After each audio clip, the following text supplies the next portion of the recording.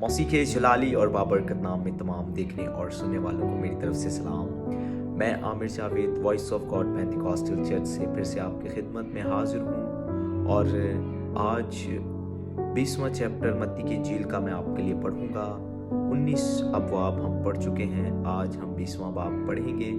तो खुदावंद के कलाम में यूँ लिखा है, क्योंकि आसमान की बादशाही उस घर के मालिक की मानिद है जो सवेरे निकला ताकि अपने ताकिस्तान में मजदूर लगाए, और उसने मजदूरों से 1 दिनार रोज़ ठहरा कर उन्हें अपने ताकिस्तान में भेज दिया।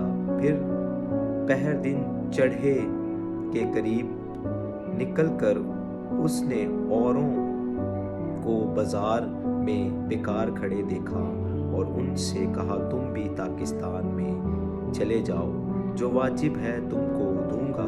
बस वो चले गए। फिर उसने दोपहर और तीसरे पहर के करीब निकलकर वैसा ही किया, और कोई 1 घंटा रहे फिर निकल कर औरों को खड़े पाया और उनसे कहा, तुम क्यों यहाँ तमाम दिन बेकार खड़े रहे? उन्होंने उससे कहा, इसलिए कि किसी ने हमको मजदूरी पर नहीं लगाया। उसने उनसे कहा, तुम भी ताकिस्तान में चले जाओ। जब शाम हुई तो ताकिस्तान के मालिक ने अपने कारिंदों से कहा कि मजदूरों को बुलवा और पिछले से लेकर पहले तक उनकी मजदूरी दे दे। जब वो आए जो घंटा भर दिन रहे लगाए गए थे, तो उनको एक एक दिनार मिला। जब पहले मजदूर आए तो उन्होंने ये समझा कि हमको ज़्यादा मिलेगा, और उनको भी 1 ही दिनार मिला। जब मिला तो घर के मालिक से ये कहकर शिकायत करने लगे कि इन पिछलों ने 1 ही घंटा काम किया है और तूने इनको हमारे बराबर कर दिया, जिन्होंने दिन भर का बोझ उठाया और सख्त धूप सही। उसने जवाब देकर उन में से एक से कहा, मियाँ, मैं तेरे साथ बेइंसाफी नहीं करता। क्या तेरा मुझसे 1 दिनार नहीं ठहराया था? जो तेरा है उठा ले और चला जा। मेरी मर्जी ये है कि जितना तुझे देता हूँ इस पिछले को भी उतना ही दूँ। क्या मुझे रवा नहीं कि अपने माल से जो चाहूँ सो करूँ? या तो इसलिए कि मैं नेक हूँ बुरी नज़र से देखता है? इसी तरह आखिर अव्वल हो जाएंगे और अव्वल आखिर।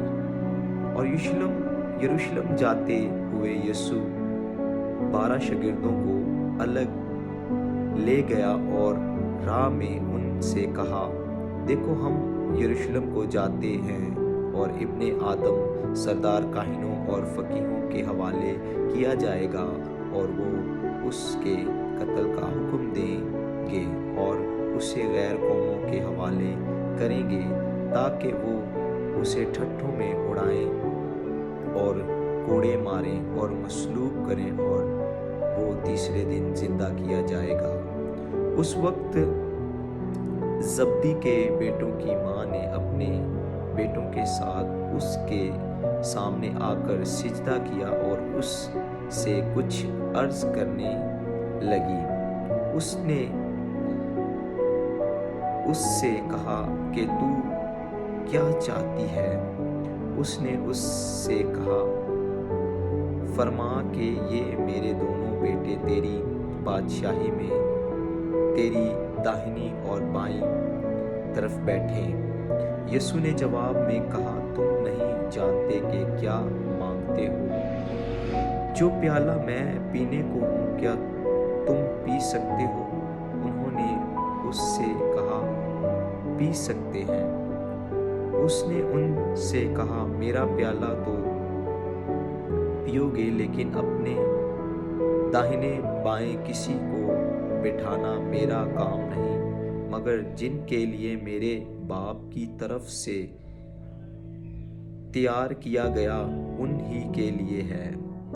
और जब 10 ने ये सुना तो उन दोनों भाइयों से खफा हुए, मगर यीशु ने उन्हें पास बुलाकर कहा, तुम जानते हो कि गैर कौमों के सरदार उन पर हुक्म चलाते और